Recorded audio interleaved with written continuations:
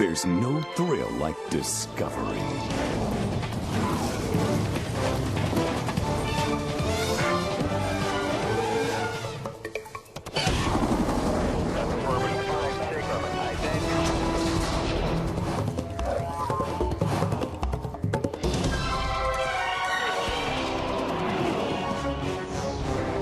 The Discovery Channel.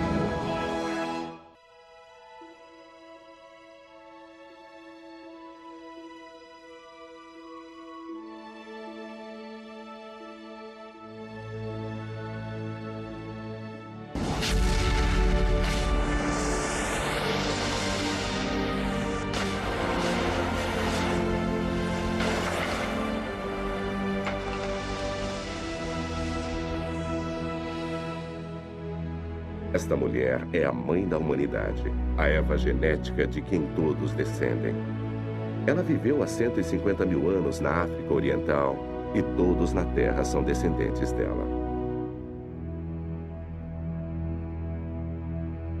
Suas filhas e netas levariam os seres humanos modernos para fora da África para povoar o resto do mundo. A mais incrível e importante jornada que a humanidade realizaria.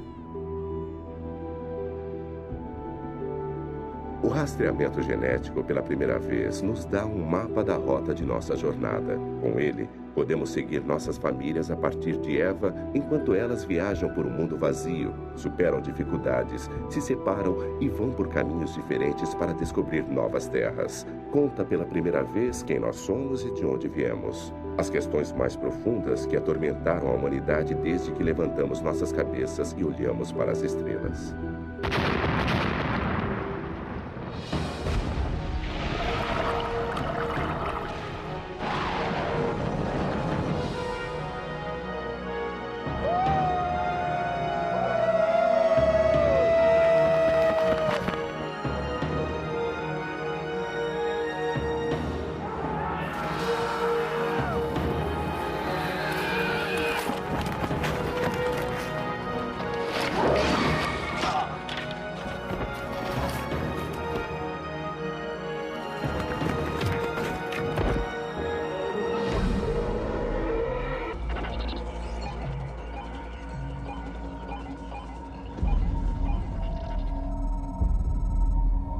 Esta nova ciência é uma descoberta. Cada um de nós pode traçar agora a nossa parte nessa história incrível. Retiramos amostras dessas pessoas de Chicago. Nosso teste genético vai mostrar a elas como seus ancestrais viajaram o mundo para chegar ao seu destino.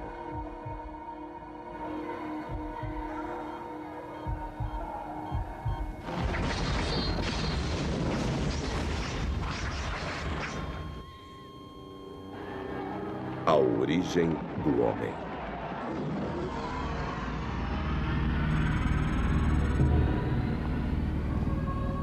Há 150 mil anos, o mundo estava passando por uma era glacial. As calotas de gelo avançaram. O nível dos mares caiu 120 metros. A África do Norte é um vasto deserto com pequenas ilhas de verde. Nessas ilhas estavam pequenos grupos de pessoas.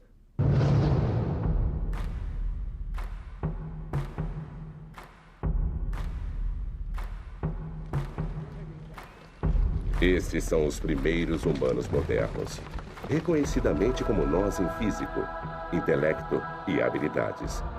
Somos as mesmas pessoas que eles eram. O cérebro que pela primeira vez começou a lascar instrumentos de pedra também nos levou ao espaço.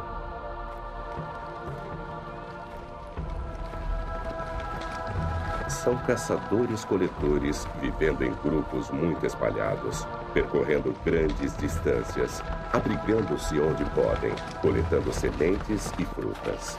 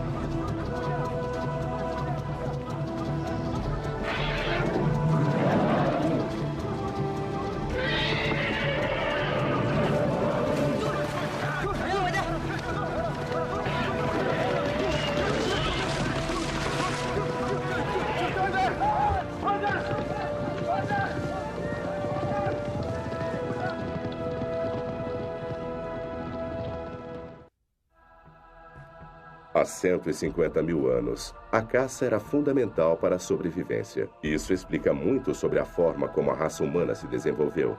A caça necessita de pensamento cuidadoso e planejamento, de cooperação e requer uma inteligência elevada e habilidade de comunicação. A comida era dividida no acampamento, aproximando ainda mais o grupo. Nossos ancestrais viviam uma vida complexa e sofisticada, culturalmente diferente da nossa, mas com toda a capacidade de abstração de pensamento e necessidades familiares.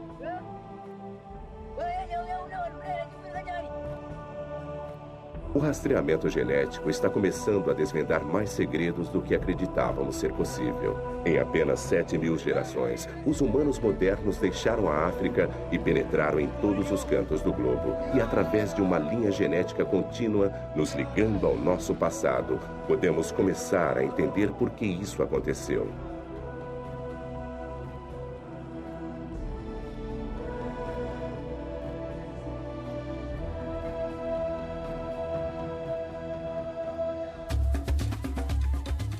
Os arqueólogos podem nos contar com detalhes surpreendentes como os humanos modernos viveram. Eles criavam ferramentas com cuidado, entendiam as estações e sabiam quando a caça retornaria. Eles estocavam matérias-primas que usavam depois e trocavam com outros grupos a centenas de quilômetros de distância. Eles entendiam claramente o conceito de passado e futuro. Eles enterravam seus mortos.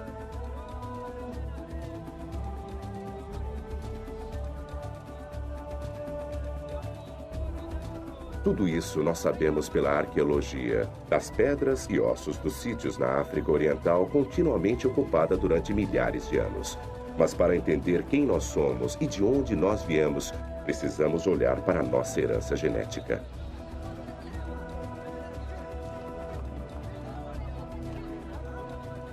A Eva genética, a mulher da qual nós todos descendemos, não era a única mulher vivendo na época e nem a mais fértil. Mas seus genes foram os mais bem-sucedidos e os únicos que sobreviveram. Todos os que estão vivos hoje podem traçar uma linha ancestral comum até esta única mulher através de uma parte especial de nosso DNA, o DNA mitocondrial.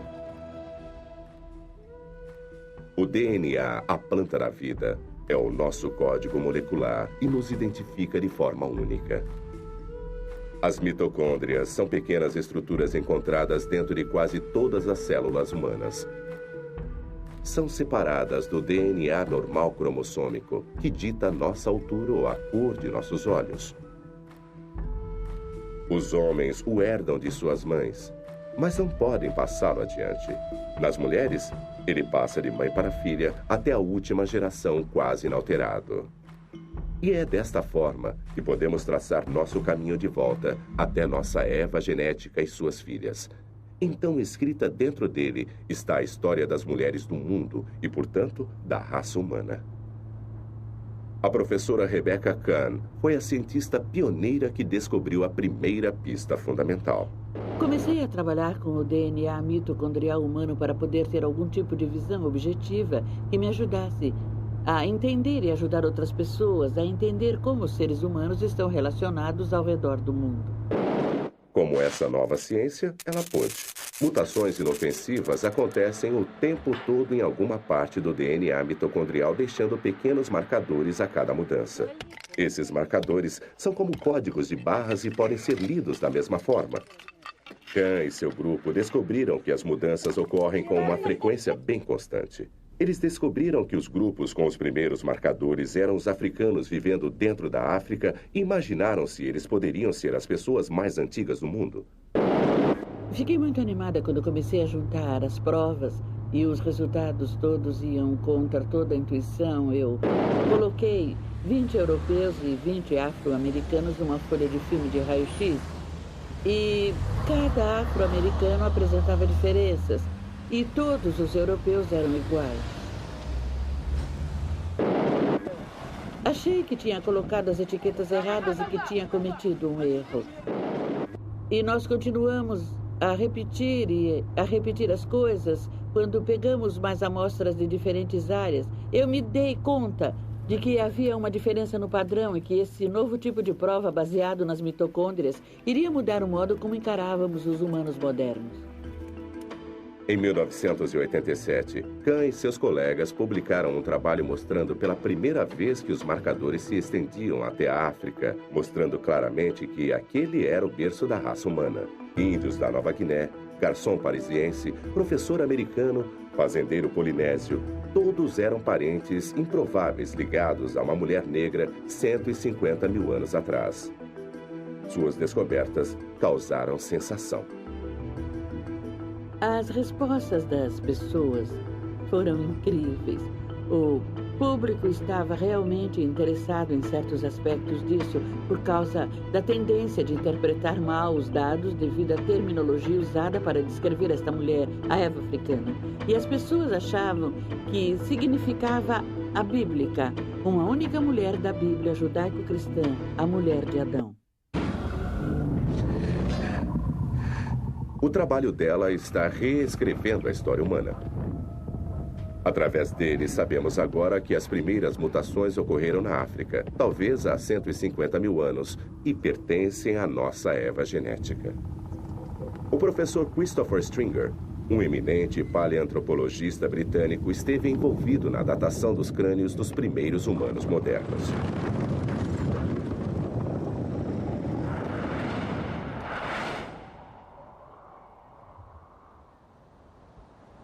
Este crânio é o mais próximo que podemos chegar da aparência do rosto da Eva mitocondrial.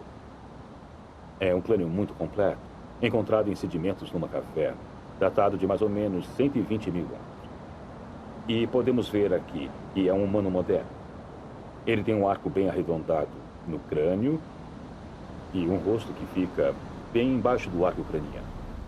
Essa era a aparência dela. Usando técnicas de reconstruções dos legistas, músculos e carne foram adicionados ao crânio e nos fornecem o primeiro olhar de como nossa mãe genética deveria se parecer há 150 mil anos. Isso é o mais próximo que podemos chegar. Mas se todos nós somos descendentes desta Eva mitocondrial, de onde ela veio? Quem eram seus ancestrais? Toda uma linhagem de seres humanos começou a emergir há 3,5 milhões de anos e lentamente evoluíram até nós, o homem moderno. Mas não conseguimos rastrear antes de Eva geneticamente. Todas as linhas genéticas ancestrais morreram. Nossa árvore genealógica moderna começa com ela.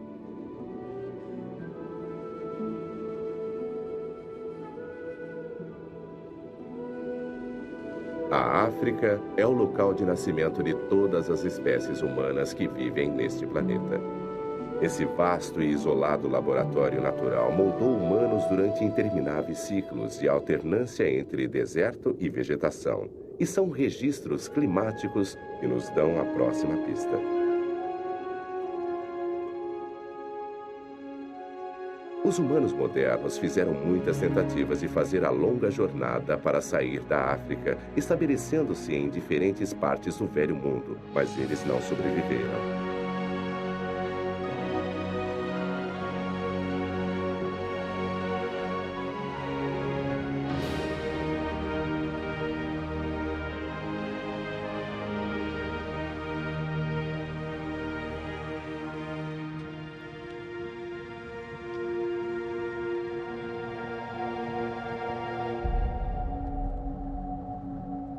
Acho que as pessoas saíram da África por razões bem naturais. Eles saíam para encontrar comida, encontrar recursos, encontrar terra. Eles não estavam procurando novos continentes. Acabaram fazendo isso, mas no início era apenas um processo natural de se mudar e seguir talvez uma manada de animais. Talvez as alterações climáticas que causaram migrações do norte da África para as regiões adjacentes.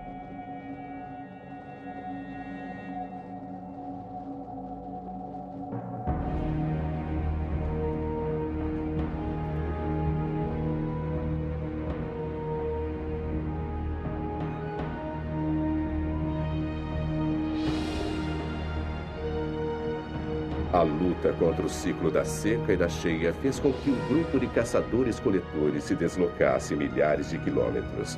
Esse grupo, seguindo a caça do norte, chegou até o Egito e depois Israel. Mas não há traço de seus genes no mundo moderno.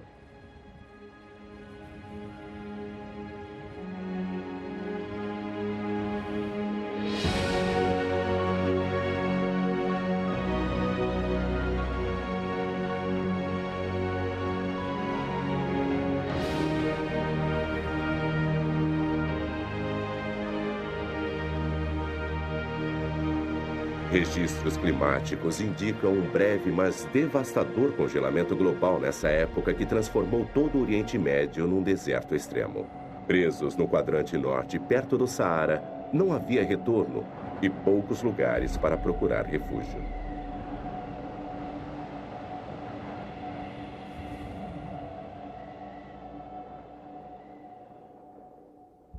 Nenhum deles e nenhum de sua linhagem sobreviveu.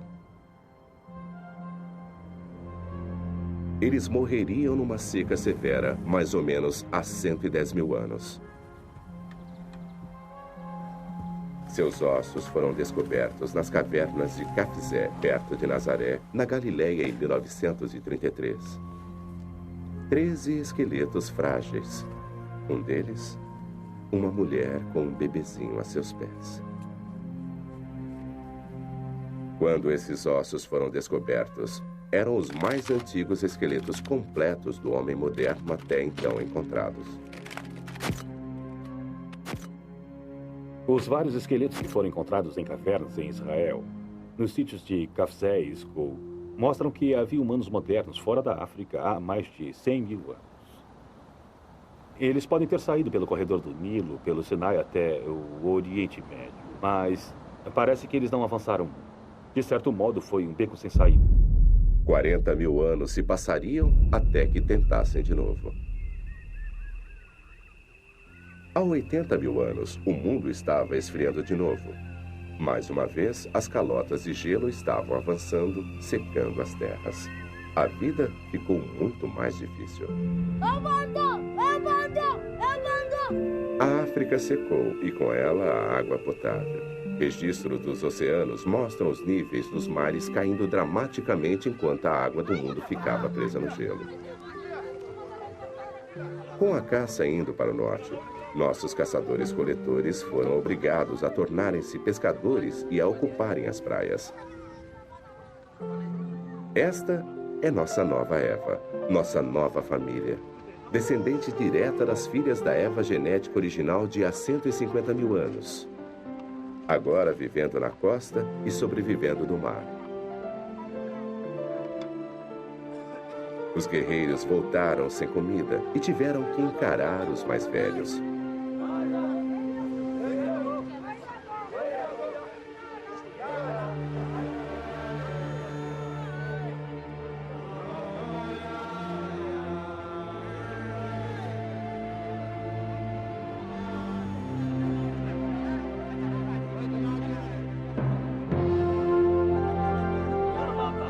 Toda a nossa sobrevivência sempre esteve à mercê do clima.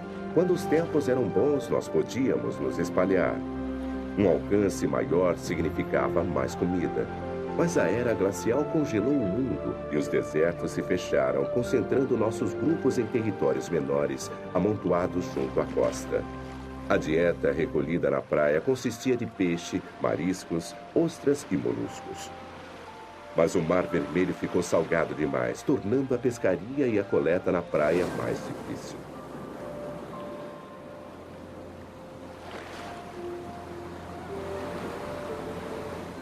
Até recentemente, havia pouca evidência de que nossos ancestrais haviam ocupado as áreas costeiras da África Oriental ou explorado os recursos marinhos próximos à costa.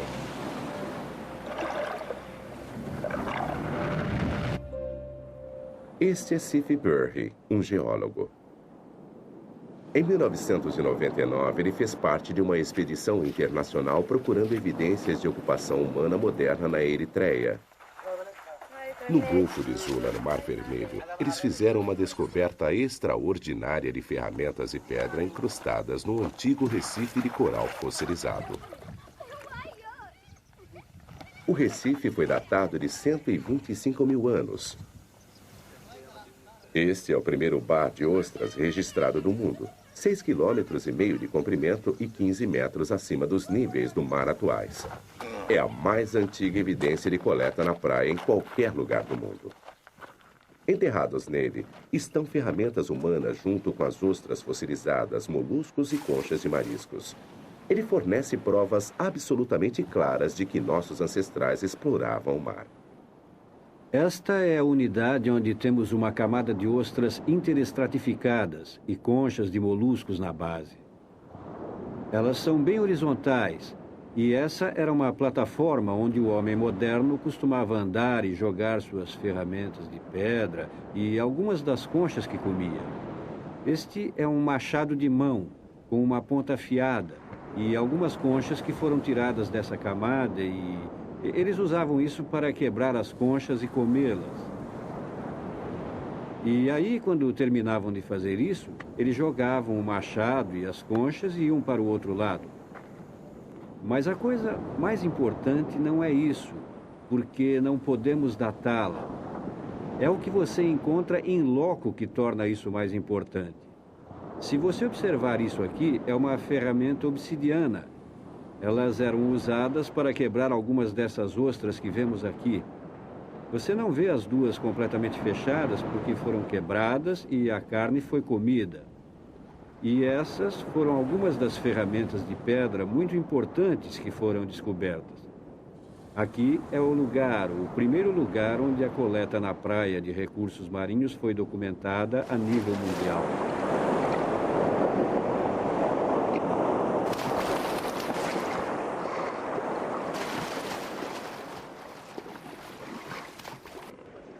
Esses restos de conchas também são uma pista vital das razões pelas quais nossos ancestrais fizeram a longa caminhada para fora da África.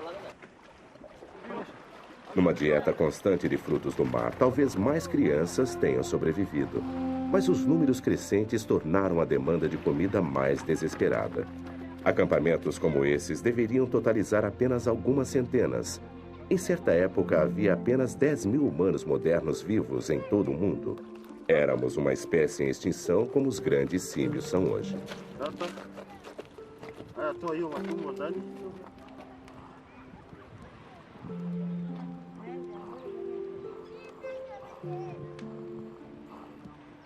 Quando o pescador com lança, coletor de praia, fracassou em sustentá-los, eles não tiveram mais escolha. Para poder sobreviver, tiveram que atravessar o Mar Vermelho. Condições de monções estavam molhando os convidativos montes verdejantes do Iêmen.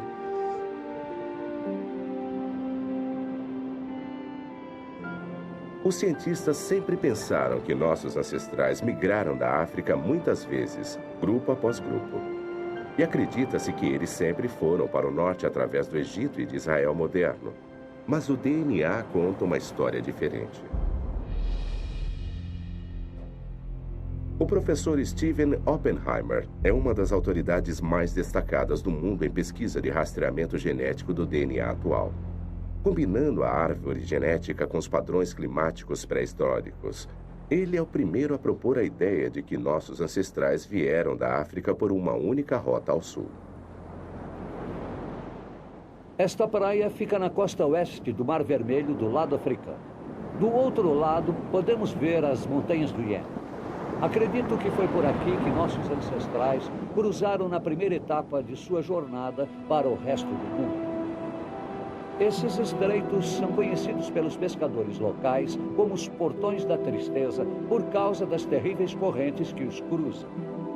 Mas 80 mil anos atrás, o nível do mar estava 45 metros mais baixo.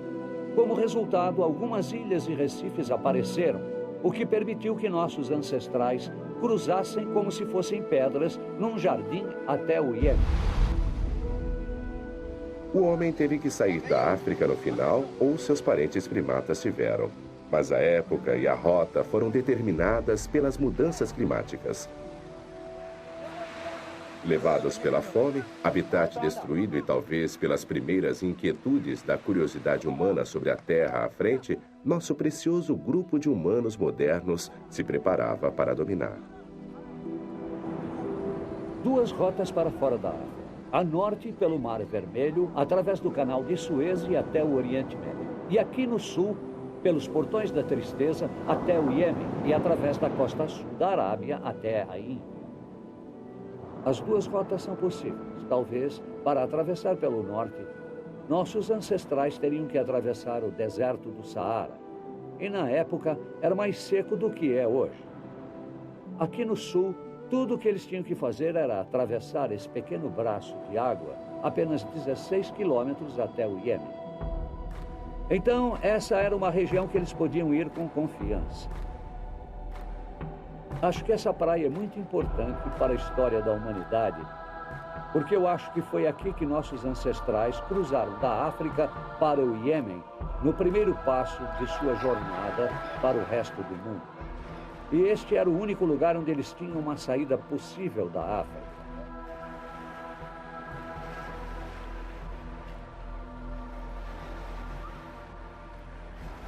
Eu acredito que a jornada mais importante da raça humana começou aqui nesta praia 80 mil anos atrás.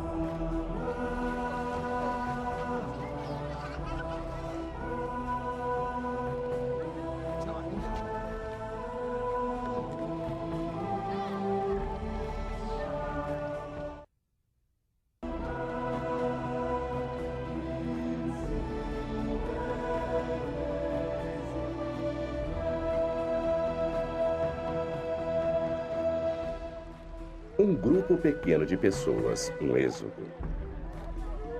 O evento mais importante para a população do mundo. Isso não foi uma simples travessia dos bancos de areia. Foi um esforço épico para permanecerem vivos, não apenas por eles mesmos, mas pelo resto da humanidade.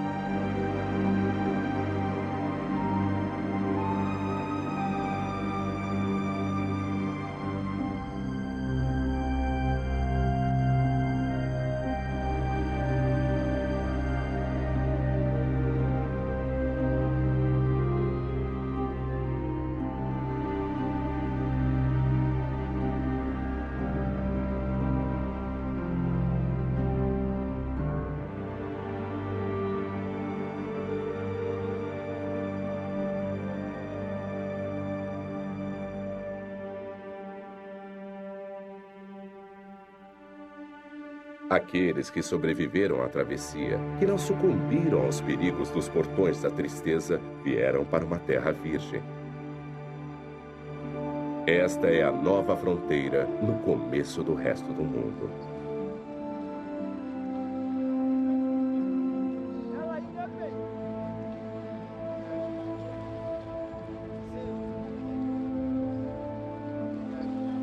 As praias do Iêmen ficavam na borda de um mundo quase vazio. Nosso grupo era dos primeiros humanos modernos, os primeiros de seu tipo fora da África, sobrevivendo nesse lugar. Este grupo estava sozinho na fronteira do mundo novo. A vida deve ter melhorado para os migrantes que atravessaram para o Iêmen. Para começar, a praia do Golfo de Aden devia ser muito melhor do que o Mar Vermelho. Diferente das praias áridas e salgadas que eles deixaram, o Iêmen era verde e fértil, cheio de água doce, caça e da sombra dos oásis. Um porto seguro para as famílias se fixarem. Era provavelmente um grupo pequeno, talvez no máximo 250 pessoas. Eles deviam estar espalhados em unidades familiares de 5 a 20 pessoas, mas trabalhando em conjunto com os outros grupos da população. Qualquer número menor do que 200 não teria sido viável. Eles não teriam sido capazes de aguentar as epidemias e a fome. Sabemos que Eva e suas filhas estavam entre os sobreviventes porque delas descendem todas as pessoas do mundo fora da África. A nova ciência do rastreamento é uma descoberta. Usando linha genética mitocondrial única e contínua, os cientistas construíram uma grande árvore genealógica apontando os marcadores, fixando-os no tempo e espaço. Eles mostram que depois de saírem da África, nossos ancestrais se dividiram. Alguns foram para o norte e oeste, alguns para leste e sul. Quando eles deixaram a África e o Iêmen, cada grupo seguiu seu rumo e nunca mais se encontraram.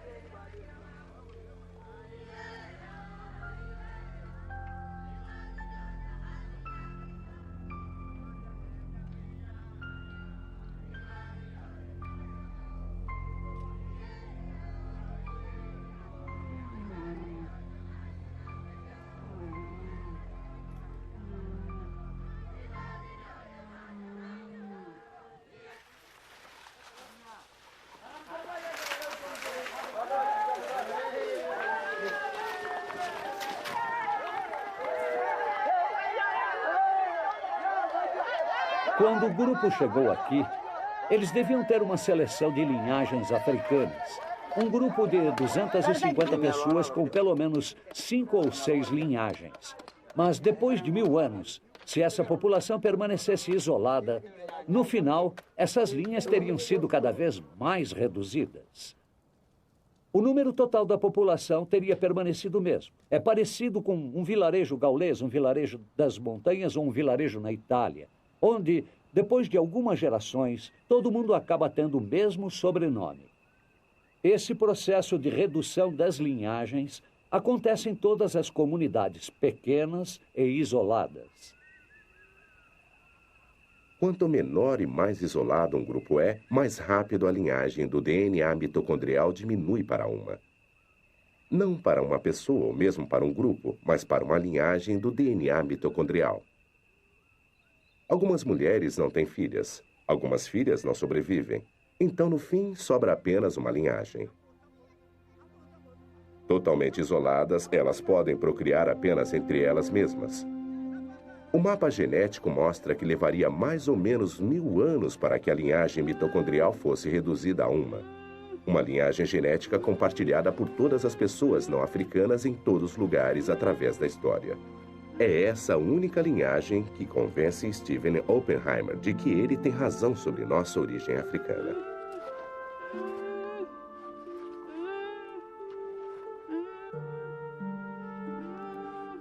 As implicações do êxodo único da África são enormes. Para começar, existe a observação simples de que australianos, papuásios, sul-asiáticos, chineses, índios americanos, europeus e indianos todos vêm do mesmo pequeno grupo.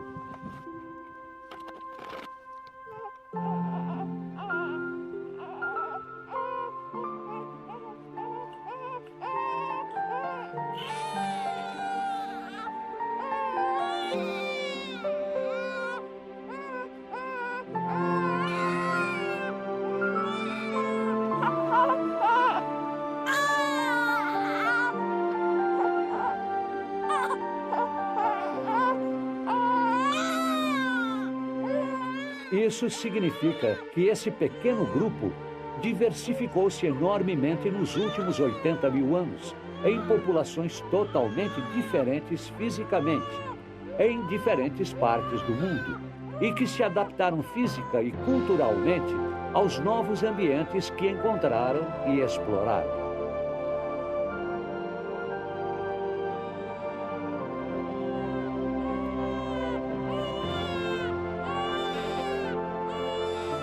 Uma vez fora da África, através do Golfo de Aden, as famílias ficaram em alerta, esperando até que a variação climática permitisse que eles se mudassem.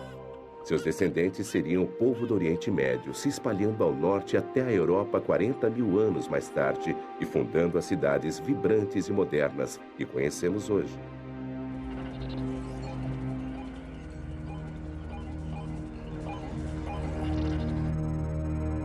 Outros continuariam depois do Golfo, indo para o Oriente pelo caminho ao longo da costa do Oceano Índico, procurando por lugares quentes e agradáveis para parar. 6.000 anos depois de terem alcançado as praias do Iêmen, nossos ancestrais iriam para a Malásia.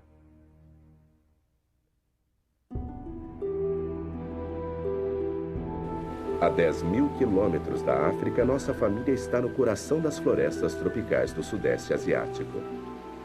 São os descendentes de Eva, caçando nas florestas da Malásia, perambulando em pequenos bandos, ficando no lugar tempo bastante para fazer a colheita da vida selvagem e depois continuando. Seus corpos estão começando a se adaptar às condições da floresta tropical. Longe do impiedoso sol africano, suas peles se tornam mais claras, sua estatura reduzida pela falta de carne. Como os caçadores-coletores nas florestas atuais, eles vivem de peixe, ratos, esquilos e lagartos, da caça que vive nas árvores, frutas e raízes. Eles se disfarçam e se camuflam para se adaptarem à folhagem e imitam o chamado dos animais para enganar suas presas. A vida na floresta é compartilhada com cobras venenosas, najas, pitons e animais predadores. Existem poucas evidências arqueológicas claras da presença dos humanos modernos entre a saída da África e a chegada na Austrália ou de sua incrível migração. Não há crânios, esqueletos ou sepulturas. O nível dos mares era mais baixo. Então, o que nossa família deixou para trás em suas viagens pela costa foi levado pelo mar. A trilha genética é tudo o que temos.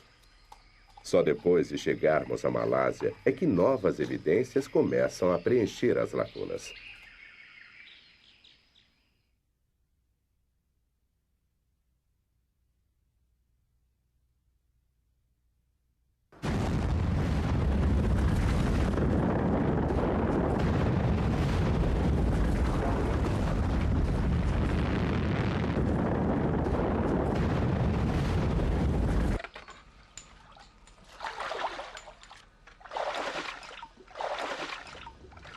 A erupção do Grande Toba, na Sumatra, há 74.000 anos, foi a maior explosão ocorrida nos últimos 2 milhões de anos. A coluna de fumaça tinha 40 quilômetros de altura e mergulhou a maior parte do mundo em 6 anos de inverno vulcânico.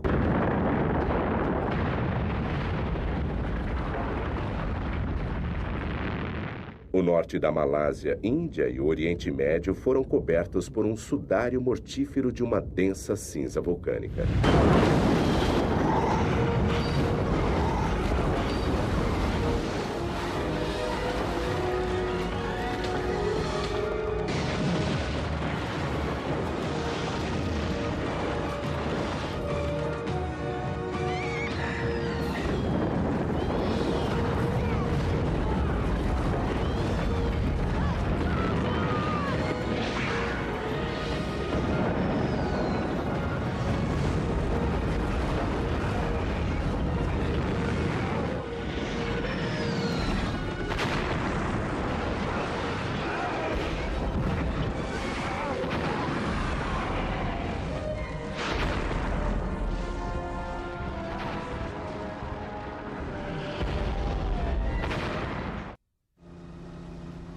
A explosão do Grande Toba, a mais destrutiva dos últimos 2 milhões de anos, fornece indícios positivos da jornada de nossa família. Este é o povo Semang, tímidos caçadores-coletores do interior das florestas da Península do Lago. Mais escuros do que os outros grupos étnicos malaios, eles fazem parte do grupo Orang Asli. Steven Oppenheimer acha que eles podem ser os remanescentes de nossa família africana que passou por aqui há 74.000 anos. Se nossos ancestrais passaram por aqui na rota da África para a Austrália e Nova Guiné, é provável que tenham deixado um traço genético. E nós sabemos, por pesquisas anteriores, que os Orang Asli, entre outros grupos de tribos da Península Malaia ou Malásia, estão entre os povos mais antigos desta região. E os Semangs são provavelmente os mais antigos de todos.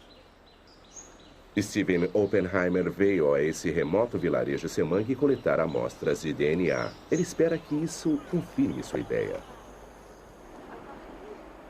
Nama Farida. Se minha teoria estiver correta, de que eles saíram da África 80 mil anos atrás, eles teriam que ter viajado 10 mil quilômetros para chegar aqui em 6 mil anos, para poderem estar aqui na época da grande explosão do Toba. Isso significa 1,5 km por ano, o que é totalmente viável para esse tipo de vida nômade, de movimento pela costa. Para determinar se eles pertenciam ou não àquele primeiro grupo que saiu da África, precisamos observar suas linhagens genéticas e, em particular, o DNA mitocondrial, que provavelmente vai nos dizer se eles vêm ou não diretamente das 2 filhas de Eva, originadas logo depois da saída da África. Se eles tiverem suas próprias linhagens exclusivas, isso sugere que estiveram isolados desde aquela época, 70 ou 80 mil anos atrás, e que se desenvolveram totalmente sozinhos. Se descobrirmos, porém, que suas linhagens são anteriores às dos povos como os australianos ou os papuanos, mais uma vez nosso rastreamento genético vai nos ajudar a ver se é esse o caso ou não. A pesquisa genética pode provar que os Semangs são uma raça antiga, mas não pode provar exatamente desde quando estão aqui. Precisamos examinar outras provas para validar a teoria. Essas ferramentas rudimentares foram encontradas num vale chamado Kota Tampan, perto de Penang. Existem outros sítios próximos com o mesmo tipo de ferramentas. O que torna estas particularmente interessantes é que elas estavam incrustadas num monte de cinza de Toba datado de 74 mil anos. A professora Zorinana Najik estava procurando por rebites antigos quando encontrou o sítio de Kota Tampan. O que a professora encontrou realmente foi uma oficina de ferramentas de pedra que pôde ser datada de 74 mil anos atrás.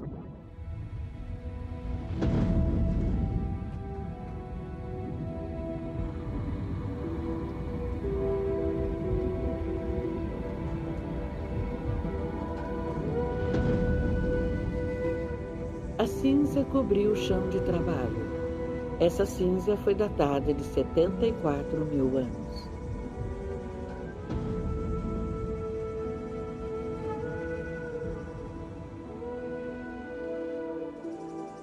Este é um martelo de pedra que eles usavam.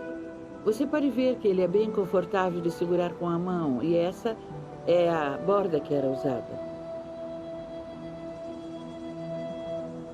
Esse é um cortador.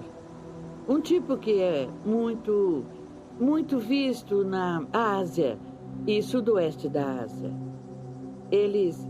O que eles procuravam era o ângulo do fio. O ângulo do fio tinha que ser correto e o fio tinha que ser afiado. Isso era usado para o serviço pesado. É pesado. Tem uma borda afiada, provavelmente para derrubar árvores. Najik está convencida de que foram deixados pelo homem moderno. Kota Tampan também revelou um homem que tinha uma mente complexa. Sua tecnologia revela uma mente racional, sistemática e organizada. A mente do Homo sapiens.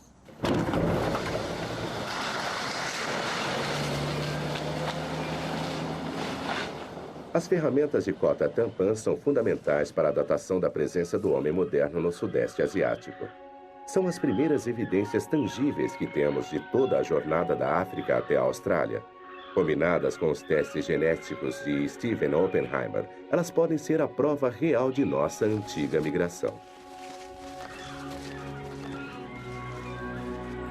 Ele terá encontrado a prova de que precisava?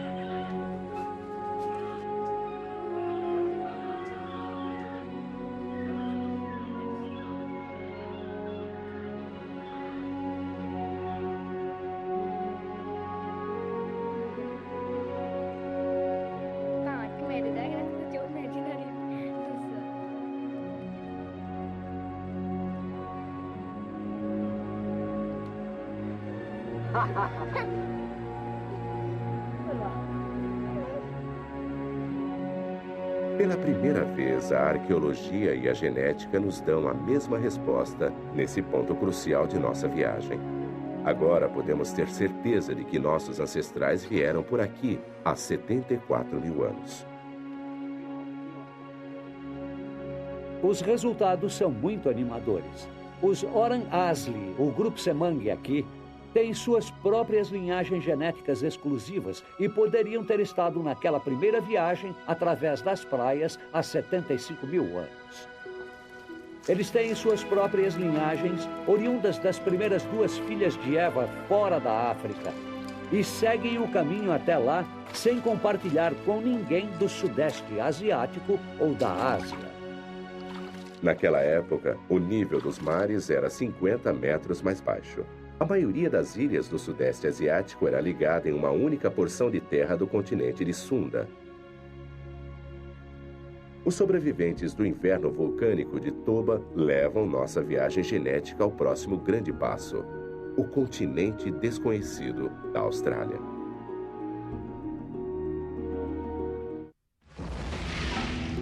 Cento e 60 quilômetros de mar infestado de tubarões o separam da Terra Nova.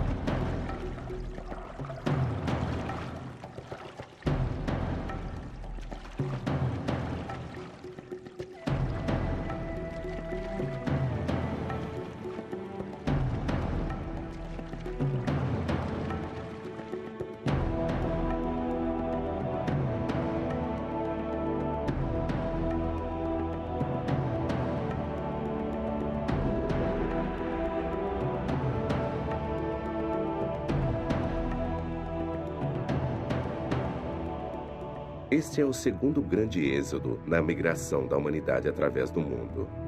Mas dessa vez, não havia os Montes Verdes do Iêmen para lhes dar o conforto de uma chegada segura.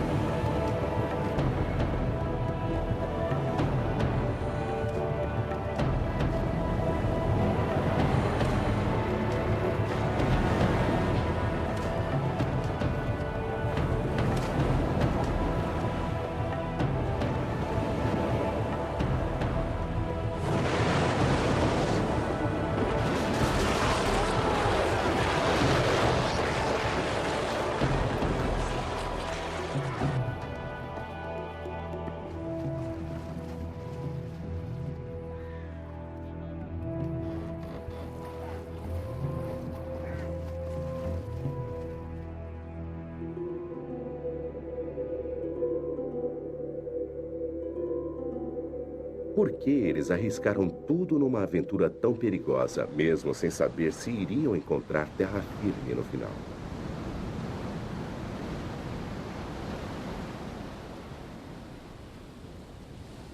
Alguns cientistas acreditam que eles saíram fora do curso e chegaram à costa desconhecida por acidente. Mas novas pistas das evidências genéticas dizem que não. Elas mostram que os aborígenes australianos têm diversas linhagens genéticas exclusivas a eles que levam diretamente às primeiras filhas de nossa Eva saída da África. Tantas linhagens carregadas por tantas mulheres chegando num tempo tão curto sugerem uma intenção deliberada e não uma incursão acidental. O primeiro grupo chegou 70 mil anos atrás. Outros se seguiram nos 5 mil anos seguintes, todos descendentes de nossa Eva saída da África. Estas foram as primeiras pessoas a andar neste continente vazio. Eles não teriam perturbações por milhares de anos.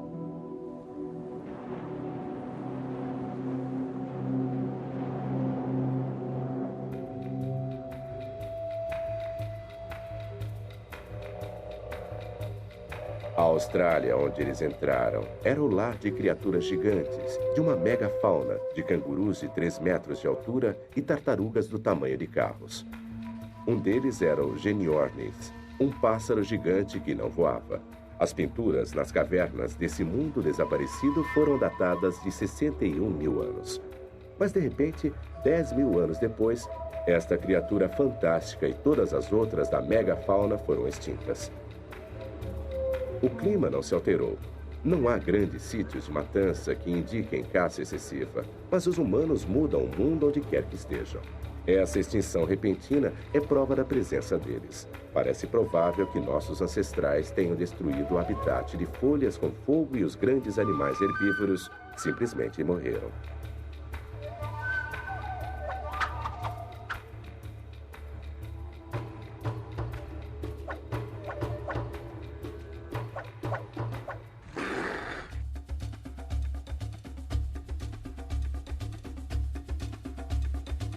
Mas nem todos aceitam a teoria de uma única saída da África. Esse leito de lago seco é um dos lugares onde a teoria pode se desintegrar, apesar da combinação da arqueologia e genes na trilha da Malásia. Esse crânio, Munguman 3, é a peça-chave do quebra-cabeças. Quando ele foi encontrado, a terra em torno dele foi datada de 62 mil anos. Quando os ossos foram testados, o DNA não combinava com ninguém em lugar nenhum do mundo.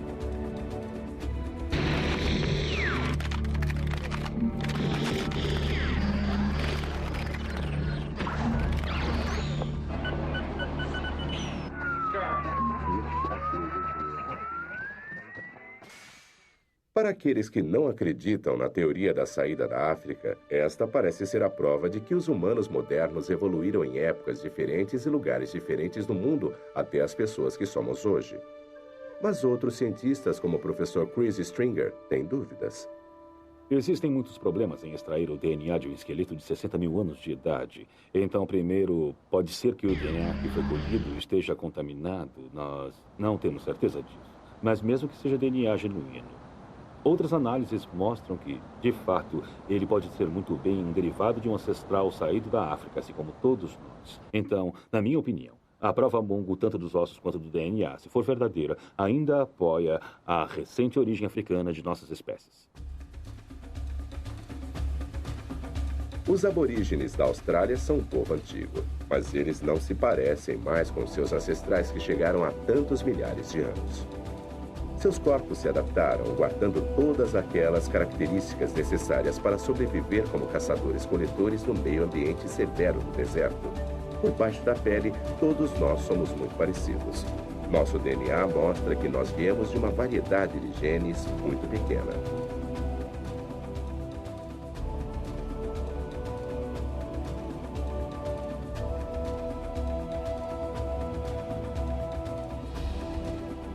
Se você olhar o DNA de todos nós, australianos, africanos, europeus, descobrimos que se compararmos o DNA mitocondrial de todos nós, mostramos menos variação, embora haja seres humanos espalhados por todo o mundo. Mostramos menos variação no DNA mitocondrial do que encontramos dentro de um pequeno grupo de chimpanzés, orangotangos ou gorilas. Esses macacos mostram mais variação mesmo em seus pequenos grupos do que toda a raça humana. Mas se todas as pessoas do mundo inteiro descendem de uma variedade de genes tão pequena, por que temos uma aparência tão diferente? Seleção natural e adaptação ao meio ambiente são os fatores mais importantes. Seleção sexual é fundamental. O clima dita o formato do corpo. Quanto mais frio o ambiente, menor e mais troncudo você se torna para manter o calor. A altura tem relação com a dieta. Asiáticos diminuíram quando o arroz tomou o lugar da carne como prato principal. E eles estão crescendo de novo com a carne retornando à sua dieta. Ninguém sabe por que os asiáticos têm suas pálpebras características. Poderiam ter sido desenvolvidas como proteção contra o frio? Ou esta seria a norma? A maioria dos fetos as possui, mas desaparecem no nascimento. A mais óbvia e impressionante diferença é a cor. E isso também faz parte de nossa herança genética. Mila Jablonski, uma das principais cientistas que pesquisa a evolução da cor da pele, estava trabalhando na importância do ácido fólico no desenvolvimento fetal, quando encontrou, por acaso, a resposta. Eu comecei a pesquisar a evolução da cor da pele depois de preparar uma palestra para uma aula há mais de 10 anos. Foi interessante me preparar para a aula e eu me dei conta de que sabia-se muito pouco sobre a evolução da cor da pele e o que se sabia não era muito convincente. E eu descobri um trabalho interessante quando estava preparando aquela palestra que mostrava que havia uma interessante e importante relação entre a radiação ultravioleta e uma biomolécula chamada folato. O ácido fólico é fundamental para o desenvolvimento embrionário e muita radiação ultravioleta pode destruí-lo. Então, nossos ancestrais na África tropical precisavam ser escuros para sobreviver. Mas falta de ultravioleta impede a formação da vitamina D, causando raquitismo que pode matar. Assim, quando eles migraram para o norte sem sol, eles tiveram que ficar mais pálidos para sobreviver. Ela descobriu uma equação evolucionária muito simples. Quando nós observamos o padrão da pigmentação entre os povos indígenas de hoje, vemos gente muito escura nas regiões equatoriais e pessoas mais claras ao nos aproximarmos dos polos. E acontece que a melanina, o protetor solar natural, é muito bom para bloquear a radiação ultravioleta. De certa forma, é bom demais. E para que possamos produzir vitamina D suficiente em nossas peles, precisamos reduzir a quantidade de melanina que existe na pele.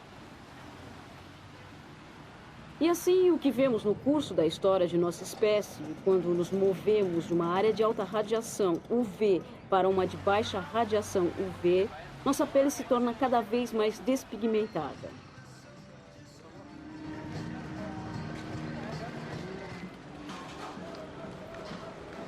Ela calcula que leva mais ou menos 20 mil anos para transformar o preto em branco. Tudo o que distingue a cor das pessoas são pequenas diferenças genéticas acontecidas há muito tempo. Em 50 mil anos, a raça humana se espalhou pela maior parte do mundo oriental, da África até a Índia, descendo para a Ásia e através do mar para a Austrália. Na maior parte desse tempo, o mundo esteve preso numa era glacial feroz. Lençóis de gelo cobriam a maior parte do mundo do norte, secando os mares e aumentando os desertos. Mas o clima estava começando a mudar e novas jornadas podiam começar.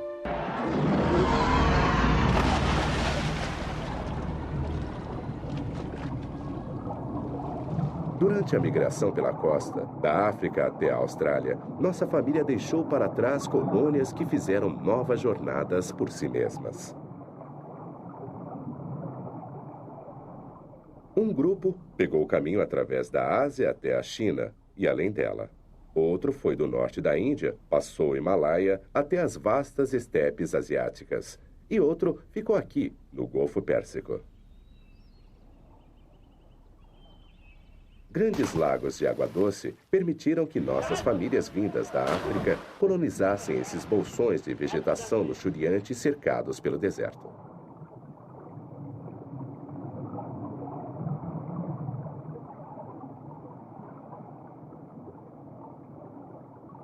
Uma ocupação contínua ocorreu aqui durante mais de 30 mil anos. Seus ossos e artefatos submergiram com a alta do nível dos mares.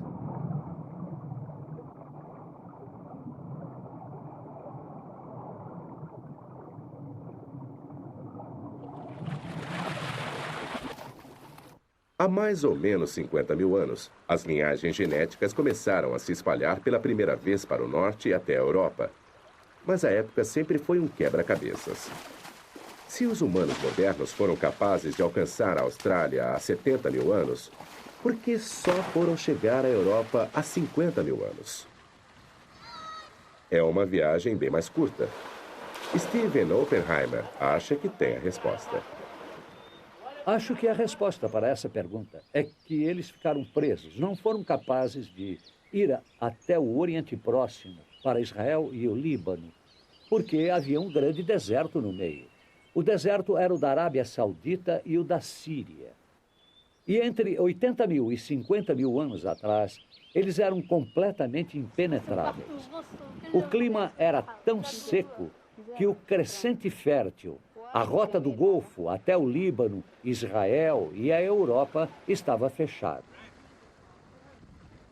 Então, 50 mil anos atrás, houve uma melhora repentina no clima.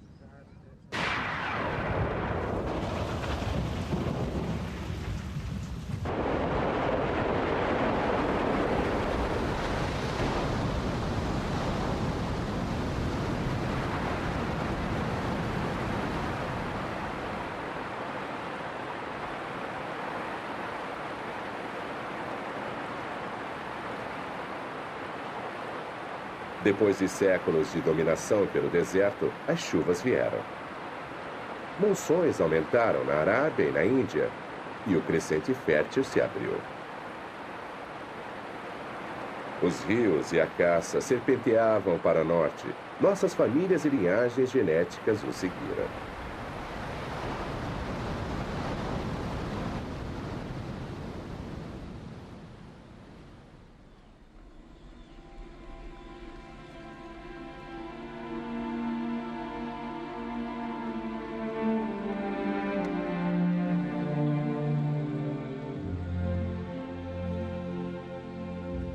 Eles andaram para o norte do Golfo Pérsico, dentro do crescente fértil, seguindo os rios entre as montanhas Zagros e o deserto da Síria.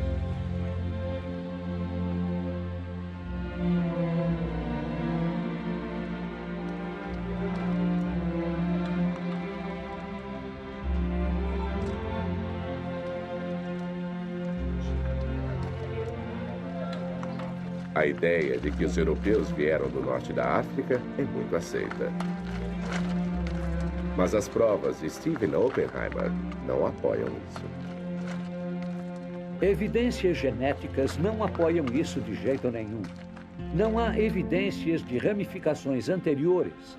Na verdade, apenas uma das ramificações principais das pessoas que existem no mundo é encontrada na região europeia.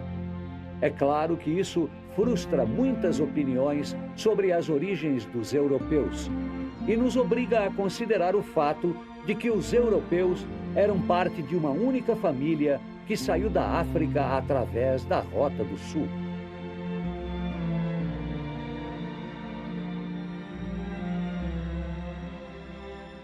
Essa nova evidência genética vai reescrever a pré-história europeia.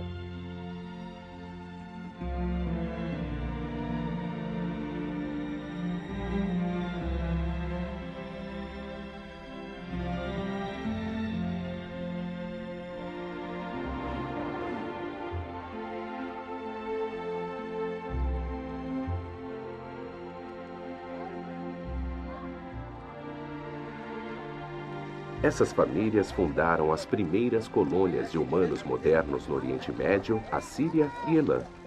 Uma terra que se estende entre os rios Tigre e Eufrates, dois grandes rios correndo das terras altas da Turquia ao norte até o Golfo. Aqui, mais tarde, eles aprenderiam como cultivar colheitas, cuidar de animais e se tornariam os primeiros fazendeiros. Os rios fornecem água para irrigar as colheitas. Havia abundância de peixe e madeira para construir casas e barcos. Tamareiras cresciam em abundância. Milhares de séculos mais tarde, seus descendentes construiriam as primeiras estruturas de pedra que se tornariam depois as cidades da Mesopotâmia, Uruk e Suméria. Ao sul, as cidades muradas da Babilônia e Jericó. Temos os primeiros passos para as grandes civilizações que desenvolveriam a escrita, a guerra e fundariam grandes impérios, todos diretamente ligados a um grupo genético que tinha saído da migração da África há 80 mil anos. Durante essa época, houve também a explosão de novas tecnologias. As ferramentas de pedra e lanças que os humanos modernos manufaturavam se tornaram mais leves e mais eficientes. As montanhas Zagros estavam cheias de caça e boas caçadas dão estabilidade. Da mesma forma, eles começam a estabelecer uma geografia fixa para o local de enterro em lugares sagrados cujo valor simbólico para a comunidade ajuda a criar e definir um sentido de território duradouro.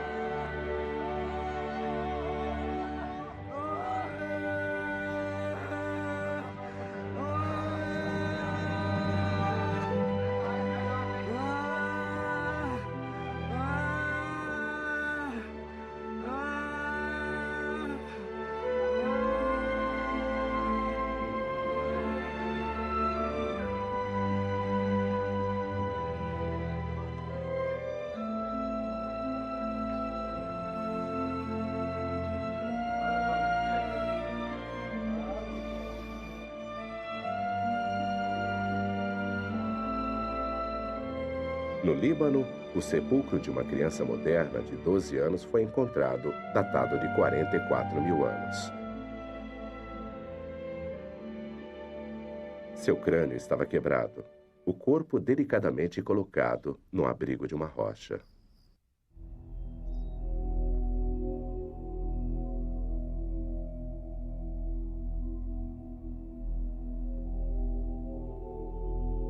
Desses pontos, as famílias se espalharam rapidamente para o Mediterrâneo, para o sul, pela costa da Síria, até o norte da África, para cima, até a Turquia, atravessando os Balcãs e para a Europa.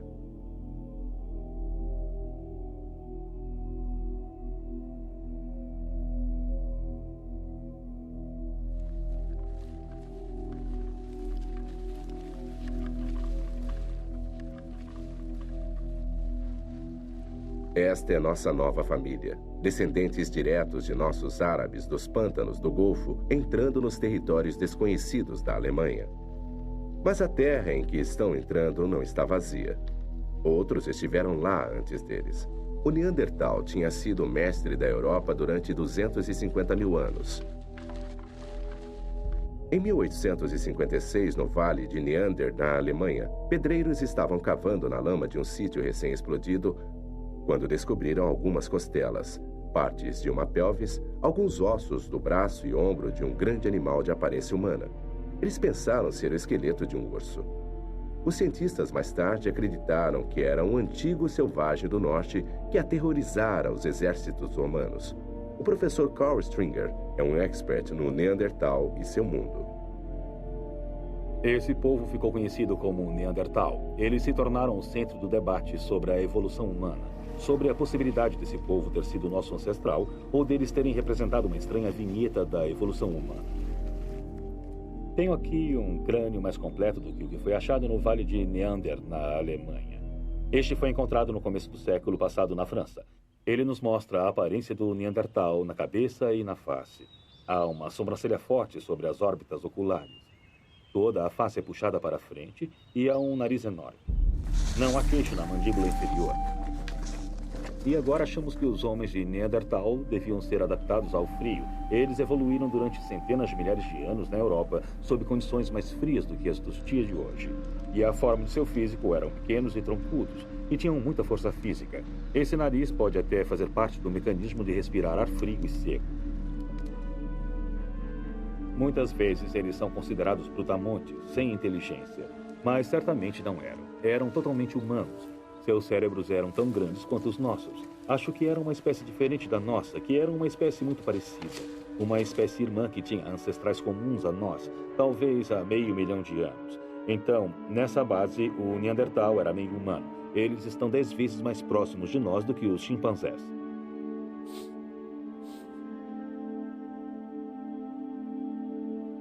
Se eles procriaram com os humanos modernos, seus genes desapareceram. Não há traço da presença deles no nosso mundo.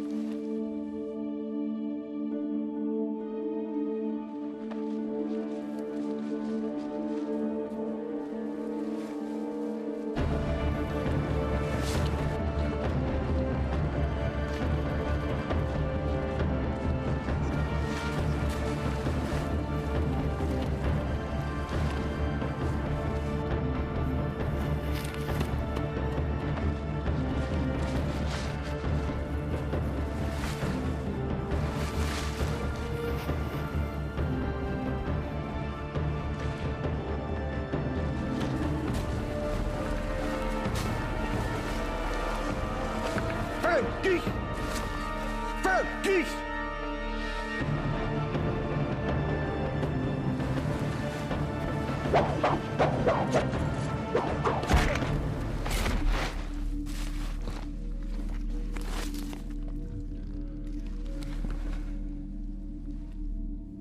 10 mil anos depois, os homens de Neandertal estavam extintos. Os humanos modernos eliminariam qualquer traço de seus rivais e preencheriam o espaço que eles deixaram para trás. A razão para esse desaparecimento não é clara. Eles viveram junto com o homem moderno por milhares de anos. Mas no final não devem ter se adaptado com rapidez ao mundo novo e seus novos rivais cheios de recursos. Eles usavam seus corpos para se relacionarem com a natureza. Os humanos modernos usavam o cérebro.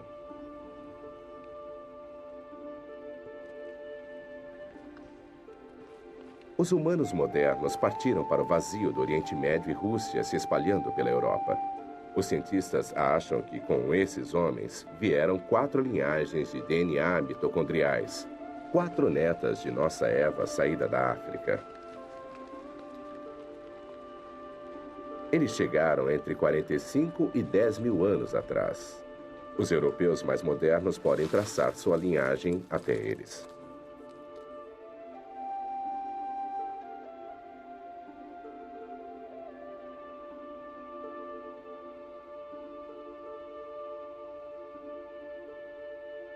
A tecnologia do Neandertal pouco havia mudado em 200 mil anos.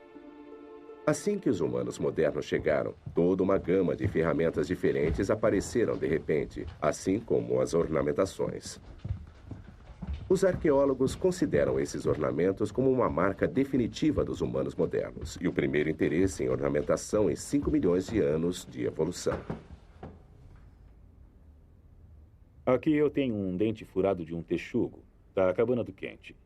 E isso deve ter sido parte de um colar usado por alguém. E aqui um objeto muito estranho que nem nós sabemos o que é. Pode ser a representação de uma coruja ou de um gato.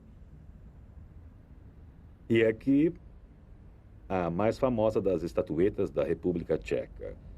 Feita de barro cozido, com 27 mil anos de idade, de um sítio chamado Dolní Věstonice.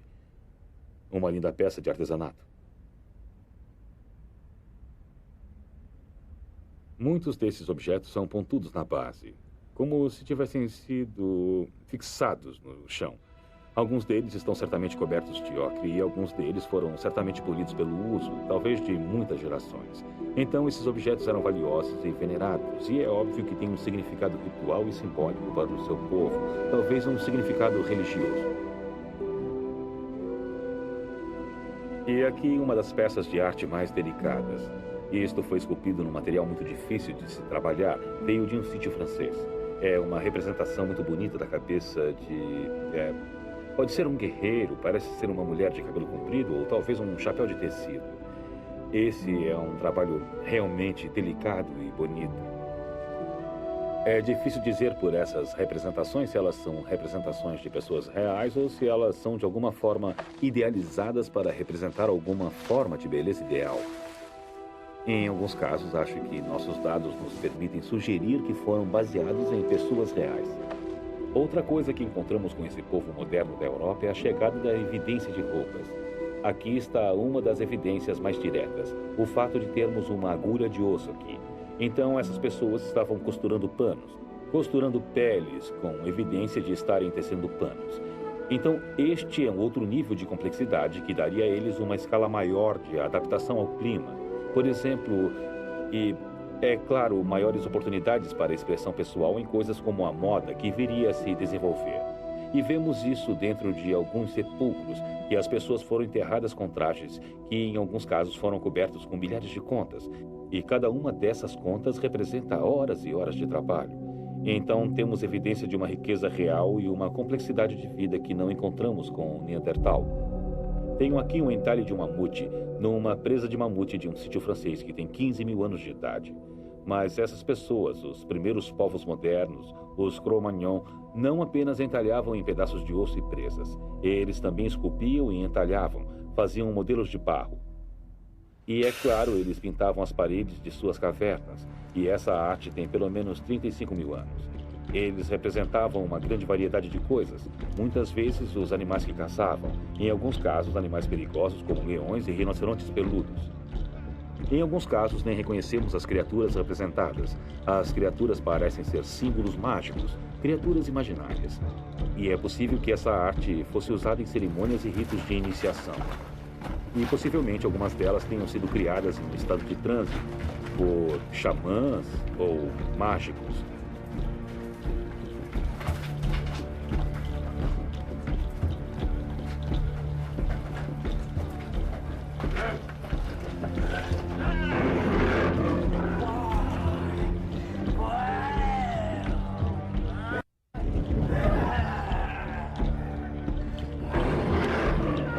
Humanos modernos foram o mais longe possível através dos anos. Atrás de nós, deixamos claras pegadas genéticas que levam àquela que saiu da África há 80 mil anos. O mundo estava esfriando de novo. Quando a nova era glacial começou, os humanos modernos tinham encontrado um lugar para morar a 16 mil quilômetros do outro lado do mundo, e 6 mil anos depois, a invasão do novo mundo iria começar. Nossa linhagem genética está agora espalhada em todas as direções. Da saída da África e a última fronteira remanescente da América, agora estamos caminhando para norte da Índia e Sudeste Asiático e China e a leste das estepes mongóis na Sibéria, convergindo para o Estreito de Bering, aquela frágil faixa de terra que une a Ásia com a América.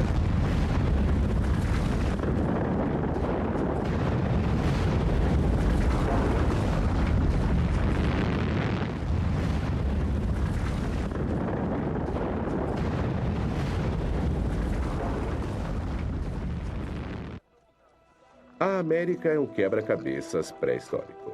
Por muito tempo, os arqueólogos insistiam que ninguém tinha chegado na América até 15 mil anos. Mas novas informações da trilha genética do DNA mostram nossos ancestrais americanos cruzando as terras de Bering, a ponte da Ásia, de 25 a 20 mil anos atrás. Esta é a última grande viagem para povoar o mundo e todas as linhagens genéticas levam a um objetivo. Estes são os primeiros americanos.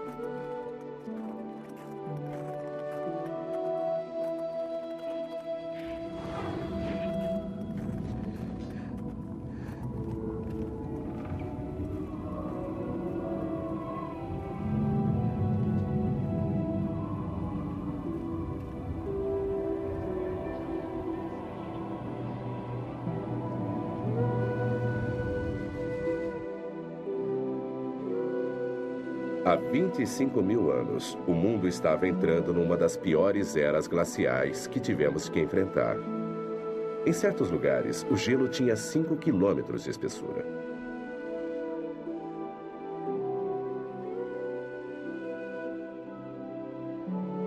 Mas com o gelo que se fechava, surgia a última possibilidade de movimento antes que ele bloqueasse a terra do Estreito de Bering até o Alasca e o resto da América do Norte.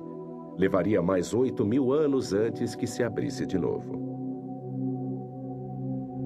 A razão pela qual sabemos que esses primeiros americanos chegaram há 20 mil anos é o fato de sabermos que tipo de fundadores mitocondriais eles trouxeram com eles da Ásia.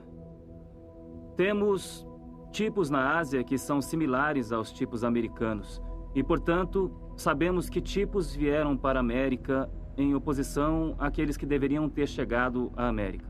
Então, na média, os fundadores da América acumularam uma mutação. E já que conhecemos o índice de mutação de nosso sistema genético, a mitocôndria, é de uma mutação para cada 20 mil anos. Nós sabemos que esses sistemas fundadores têm evoluído na América há 20 mil anos, que é quando eles devem ter chegado.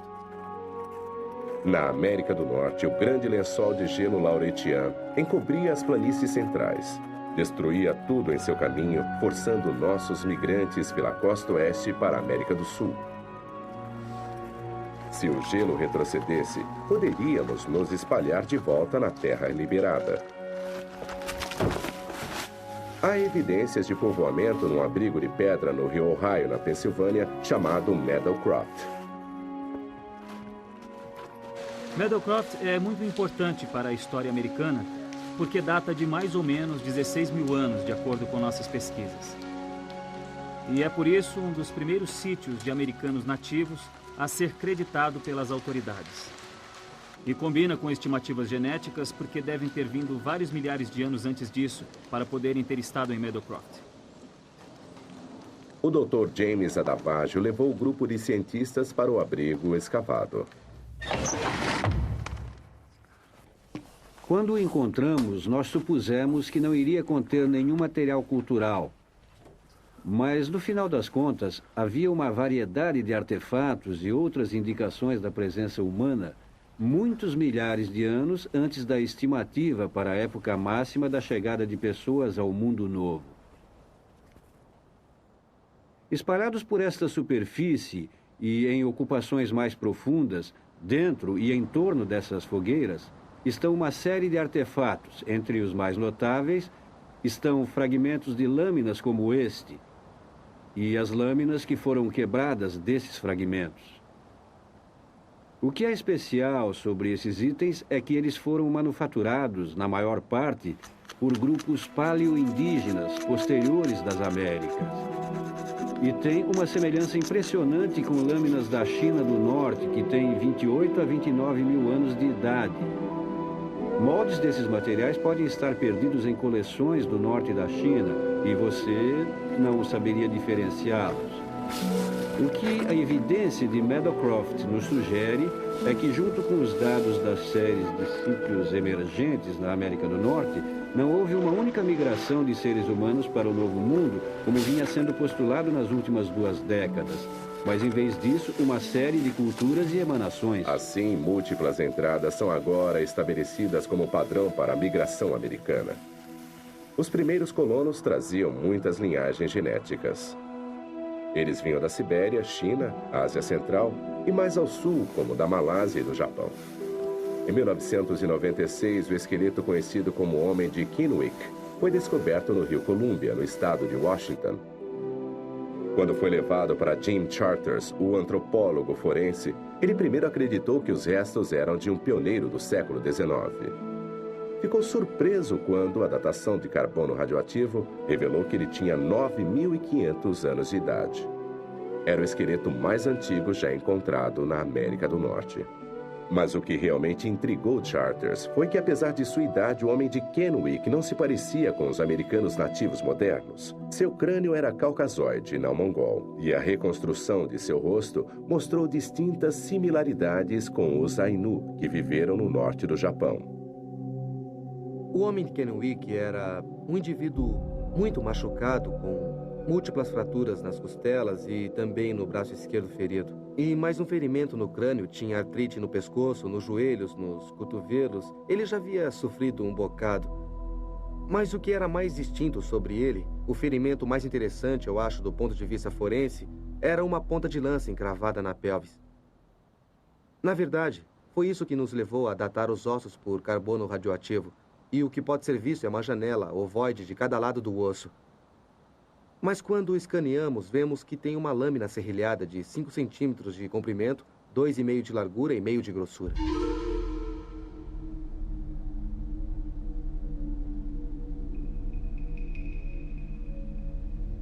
O que é interessante sobre essa ponta de lança é que tem um estilo que só vemos depois da morte desse homem, no estado de Washington. Podemos ver esse estilo se movendo pela costa da Colômbia Britânica, chegando em Washington há mais ou menos 10 mil anos ou até 9 mil anos. Isso em anos de carbono radioativo. As pessoas que usavam essa ponta de lança, as que tinham esse estilo de ponta de lança numa época posterior, são muito similares aos índios americanos modernos.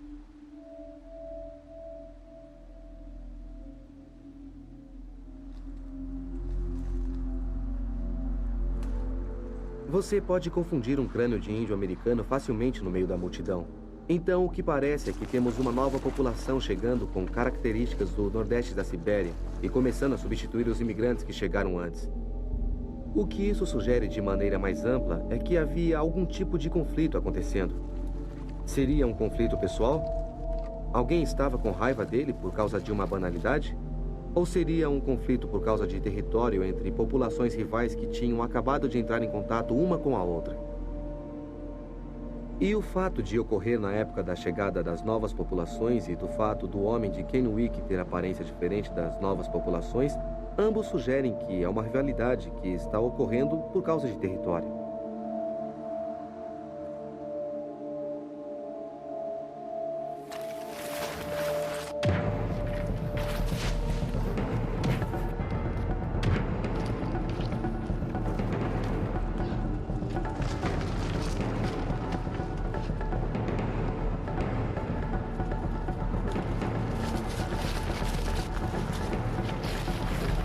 Então, pelo ângulo de entrada da ponta de lança, fica bem claro que ela estava indo direto para ele e que ele podia vê-la chegando.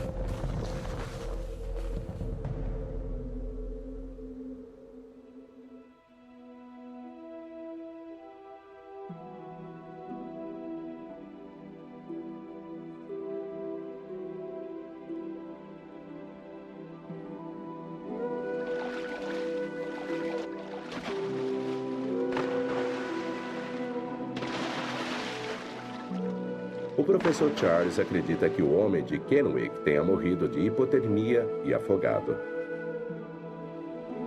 Desde a morte do homem de Kennewick, a população do humano moderno cresceu de milhares para milhões. Nós avançamos de caçadores-coletores primitivos para fazendeiros e comerciantes, povo do vilarejo e gente da cidade, e de domínios tribais para impérios. Em 5.000 gerações, nós chegamos ao mundo que conhecemos hoje.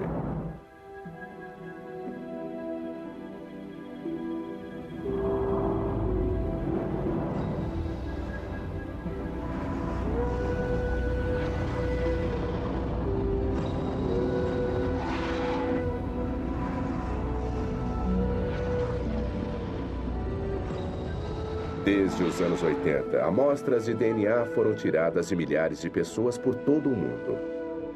Do Alasca à Nova Zelândia, dos Inuit até os islandeses. Analisando-as, os cientistas podem traçar as similaridades entre os códigos pessoais e ver que povos são os parentes mais próximos. Todos os indivíduos podem checar seu DNA mitocondrial e traçar as rotas que seus ancestrais tomaram em sua jornada pelo mundo, da África até cada canto do globo. Em Chicago, tomamos 5 pessoas que estão rastreando sua árvore mitocondrial. Depois de analisar seus códigos de DNA, os cientistas descobriram uma conexão extraordinária entre uma grega e um índio americano.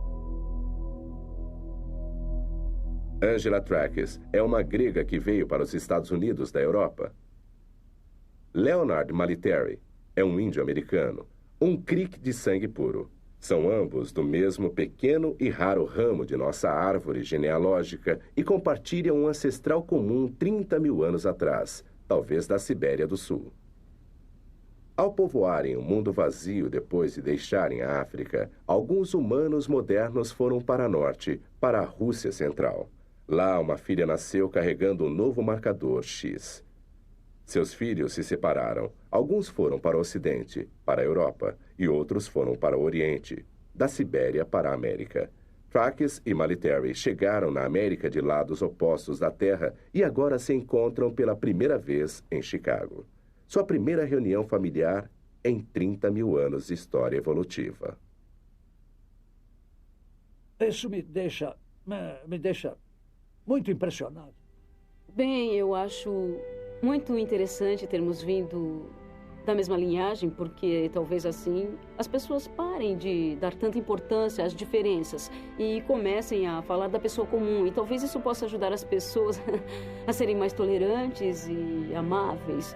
E talvez isso progrida e seja mais relevante não apenas para a ciência, mas para a humanidade em geral. E é disso que precisamos hoje.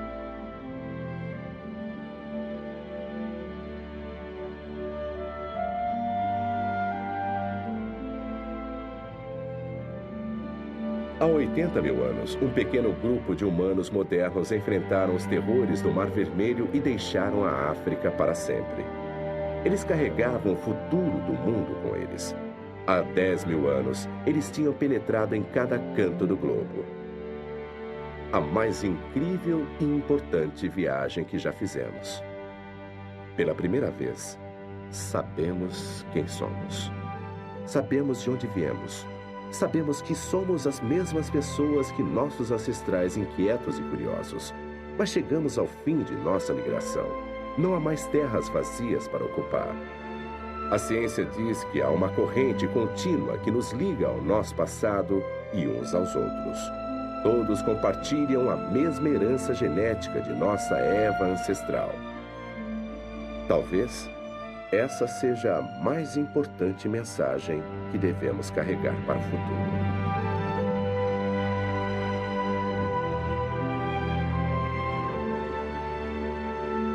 Versão brasileira. Clone.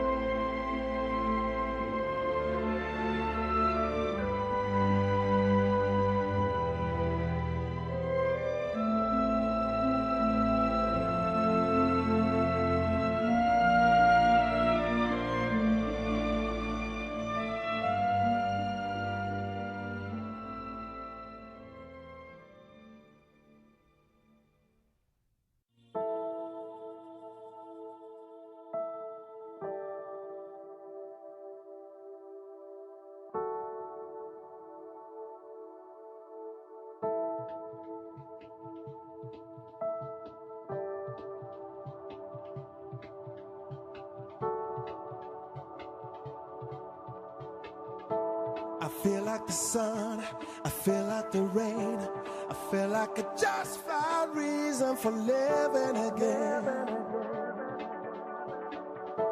'Cause what I've been dreaming, I know that it's real.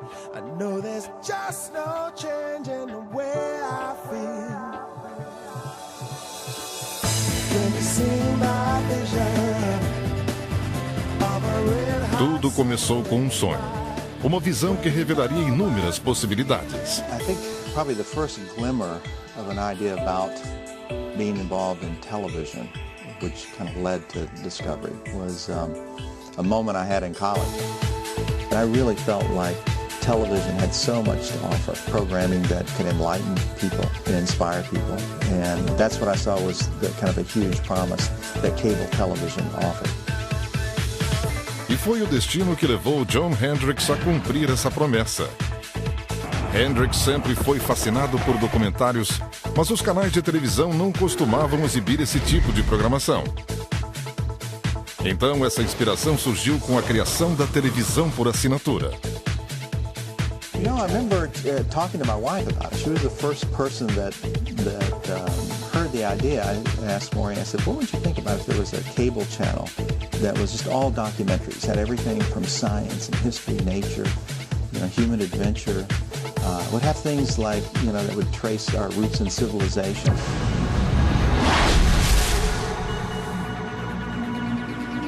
Assim surgiu uma ideia e a essência de uma grande conquista. O empresário John Hendricks se propôs a mostrar que sua ideia poderia se tornar realidade. Quase 3 anos depois foi lançado o Discovery Channel. E o resto é história. 20 anos depois e com 20 canais transmitidos mundialmente, o Discovery é o líder mundial em programação sobre natureza e vida real. E também um dos canais por assinatura de maior sucesso da história. Com mais de 1 bilhão de assinantes em 160 países e territórios, somos uma das marcas de maior distribuição do mundo. Acima de tudo, o Discovery Channel é um dos grandes favoritos do público mundial. Somos eleitos frequentemente o canal número 1 em credibilidade e satisfação do público. Discovery Networks mudou a maneira com que vemos o mundo de hoje. Uma associação de marcas poderosas e grande satisfação do consumidor. Aumentam o valor e a credibilidade de nosso produto. Junte-se a nós para uma nova década de sucesso. Discovery Networks. Um mundo de possibilidades.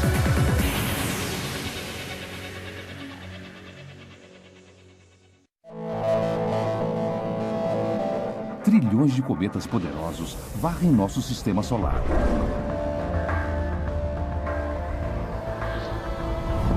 Os núcleos de alguns cometas têm mais de 160 quilômetros de diâmetro e sua velocidade pode chegar até 96.500 quilômetros por hora. Cedo ou tarde, um desses monstros vai atingir a Terra, a não ser que os cientistas descubram como desviá-los ou destruí-los. Mas nós sequer sabemos do que os cometas são compostos. Pode nos matar. Um projétil de 330 milhões de dólares será lançado no espaço. Uma missão da NASA chamada Impacto Profundo. Estamos fazendo uma coisa que ninguém fez antes e só temos uma chance. É tudo ou nada na primeira tentativa. O alvo é o coração de um cometa. A meta é descobrir do que eles são feitos e como o sistema solar nasceu. Precisamos ir ao espaço e dentro do cometa para criar uma explosão enorme que vai fazer um buraco imenso. Já fomos atingidos por cometas e por asteroides. Desta vez podemos nos vingar e nós vamos atingir o cometa. Cientistas revelam os bastidores de uma história incrível, cujas chances de fracasso são astronômicas. A colisão de uma sonda terrestre contra um cometa em pleno espaço sideral. Nós temos imagens de coisas que nos deixam assombrados. Só tive uma descarga de adrenalina igual no meu primeiro encontro. Hoje foi perfeito. Construímos essa nave exatamente para isso. Impacto. Nas áreas de florestas, além da civilização, uma criatura especial há muito tempo assombra a humanidade. Na nossa imaginação, o lobo personifica o verdadeiro espírito da mística e da ameaça selvagem. Em 1990, o cinegrafista Jim Dutcher se propôs a capturar o primeiro retrato da vida privada secreta de um grupo de lobos. Eram animais devotados uns aos outros, capazes de demonstrar afeição e laços semelhantes aos das famílias humanas. Através dos filmes de Dutcher, eles ganharam fama como o bando Sawtooth, embaixadores para um mundo humano que ainda teme os lobos. Sua história provoca esperança, assim como tristeza. Alguns lobos sobreviveriam, outros não. Mas o bando Sawtooth nos deu uma nova compreensão sobre os lobos. Esta é uma história que talvez jamais se repita. Vida com lobos.